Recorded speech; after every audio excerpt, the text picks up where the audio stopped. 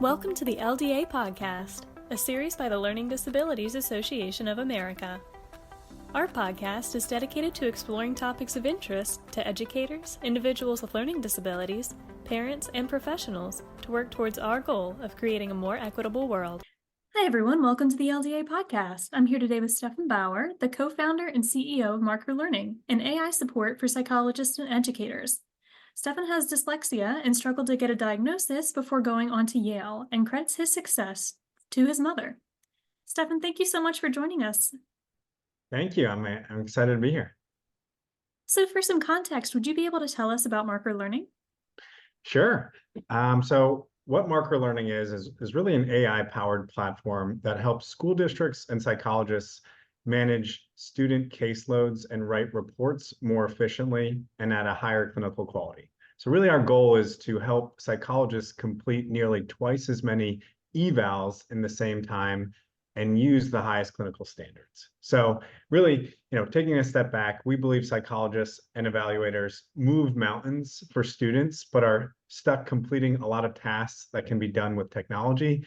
So really, in a way, we're a co-pilot for psychologists to see more students and help them integrate clinical best practices. That's fantastic, because we know how key it is for students to get evaluated and to get this diagnosis. And we'll dive into your experience here next. Could you tell us about yourself? Sure. Yeah. So as you mentioned, I have dyslexia, and kind of to take you back, 30 years almost at this point. I was in second grade, and I really had trouble reading, and teachers told my mom I'd be lucky to graduate high school. And I was on a multi-year backlog to get an evaluation, and she said, this kid's brilliant. I don't think I'm brilliant. She's just a good mom.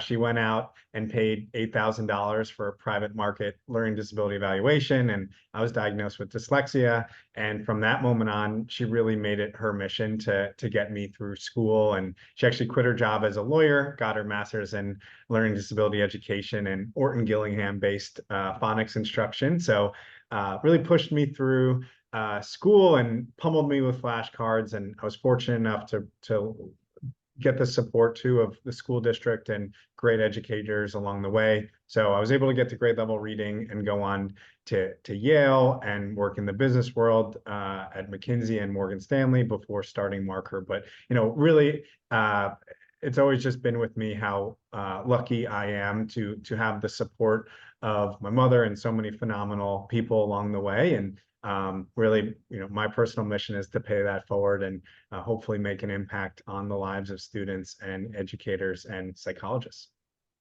Absolutely. That's amazing. She really went above and beyond. Yes, I am, forever grateful for everything she's done for me. Well, and just a little bit of contrast too, could you tell us what was your experience with dyslexia, second grade, before the diagnosis? What was it like for you in the classroom?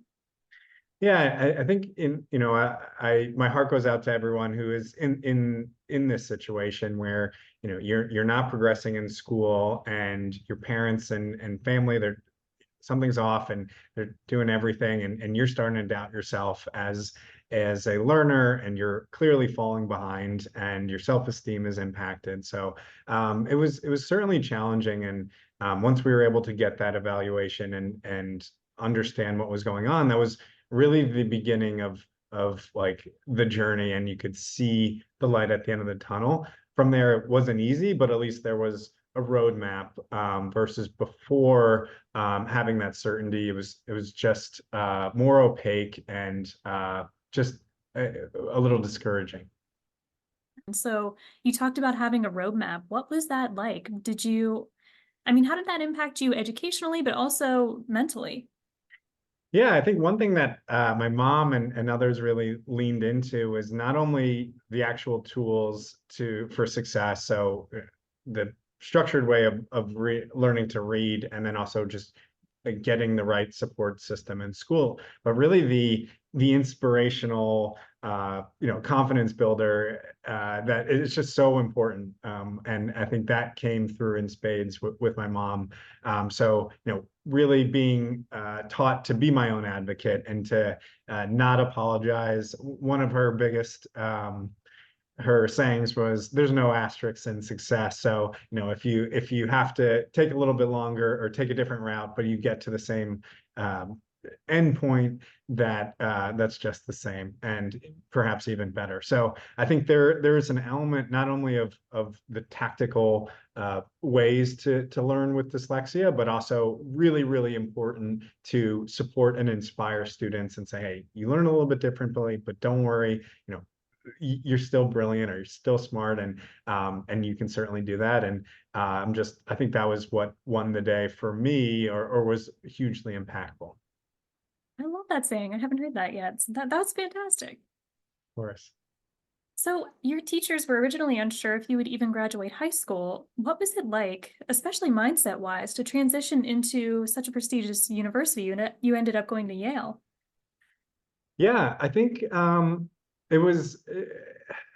What was that like? I mean, I think over time, I was able to understand, to be my own advocate, and set myself up for success. And then, so that was able, I was able to chart my own path. And then on the path, really adopt some things that I know would enable me to do well. I would avoid classes with heavy reading. I knew I wasn't going to be an English major or something like that, versus maybe before, uh, if I didn't have the toolkit to understand my learning style, I think I could potentially fall in a few pitfalls and get really, hammered with a class or something that doesn't suit my skill set. So I think over time, I was able to just learn what worked and what didn't work, and lean into what worked and really hold those boundaries and be unapologetic on that approach, because there is a tendency just to go with the flow and say, oh, okay, yeah, well, I got it, into that class. I'd be like, no, I'm not taking that class. I have to take that class, or and really hold the ground, because that time and that effort up front really, really goes a long way. Absolutely.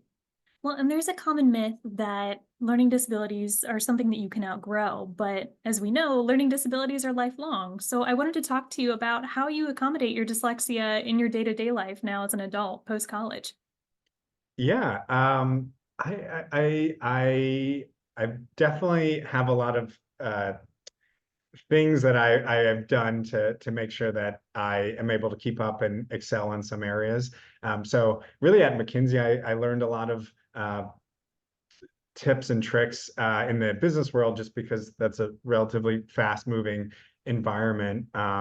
And what my biggest thing I would say is I'm a little bit of a slower processor. So I tend to always have an agenda for the meetings, and usually, and my teams know I like to read a pre-read beforehand so I could show up ready to go. And I'm not very I don't excel in conversations where new information is arising and then someone's coming in with a bigger bulk of information and things are moving. I kind of like to be able to process before, or if that happens, take a day or two to process. So that's probably the biggest element. But really at our company, one of the biggest things we do in our interview processes really ensure everyone has a tie to the mission. So, from our chief clinical officer, Dr. Sam Ortiz, down to, our newest intern, we want to make sure everyone understands the problem and has either lived through it or seen it firsthand through a family member or been an educator themselves, so that, when we start and everyone kind of has a different uh, way they like to work, it's a very accepting environment, and we try to set those structures as well. That's fantastic. So how did your own personal experience getting a diagnosis influence the way that you built Marker? Yeah, I think going through it and seeing firsthand, even with all the support I had, how tough the process was. And looking back, it's just clear how broken the system is in some instances. So, building Marker, not only do I think it's such a great opportunity and something that we could solve as a business with technology, but just personally, it's so easy to go the extra mile and really do whatever it takes for our clients, because we know, hey, that marginal effort is going to make an impact or could make an impact that really inspires us. So it's a problem that I love solving. I would do this job for free, and it's just something that gets all of us out of bed every single day. And we have such a passion for our clients and for the ultimate students we serve. So it really just drives us and is the core to everything we do. So fantastic. And then to wrap up, I just wanted to ask, what are some of the highlights that you've experienced since creating Marker? Sure. There's been a ton, and I've really loved working here for the last I would say 4 years or so. I think there's a few things. One, on the client side, I've really underestimated how much we truly love our clients. They've been with us for 4 years in some instances, and um, early days they took a shot on us when we weren't really proven and we weren't widely used as we are now. So that I'm just forever grateful for them, and I try to tell them that every time I see them at the district level. And then on the team side, the cohesiveness and the diversity of the team is just something I'm proud of. Where, as I mentioned, everyone has a tie to this problem, but has a very different background. So, as I mentioned, Sam Ortiz, our chief clinical officer, but we have people like Lee, our head of product, who is one of the first employees at Warby Parker, Eleanor, our COO, who's led teams at so many great startups in the past. We have Dot, our head of clinical, who's really worked in school districts and have seen the eval process through very different school-based lenses. So that's the type of group we have, all coming to the table with their own perspective, but really in a joyful, fun way. That's been a highlight. And then on the third side is really the people we've met along the way outside of our clients, where we're fortunate enough to partner with the Virgin Group and Richard Branson. And when I've met with him, we always talk about our mom and how influential our mothers were specifically, and kind of what's going on in the learn disabled market. And people like him are just so inspirational on how they've had such success with a learning disability and are trying to pay it forward and pave the way for others. So it's been just a phenomenal ride, and all along the way, hopefully improving the lives of educators, psychologists, and students. Absolutely. Well, I have a feeling we'll be hearing from Marker in the future. We're really excited about what's going to come next. So, Stefan, thank you so much for taking the time to talk with us today. It was great to hear your story. Awesome. Well, thanks so much for having me. And I just have to say, too, from the earliest days, the LDA has been not only just a beacon for the learning disabled community that I've been part of, but has been a tremendous supporter for us. So thank you for all that you've do and for really the work you do on day in and day out.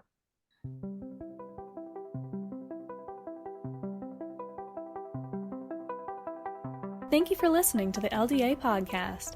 To learn more about LDA and to get valuable resources and support, visit ldaamerica.org.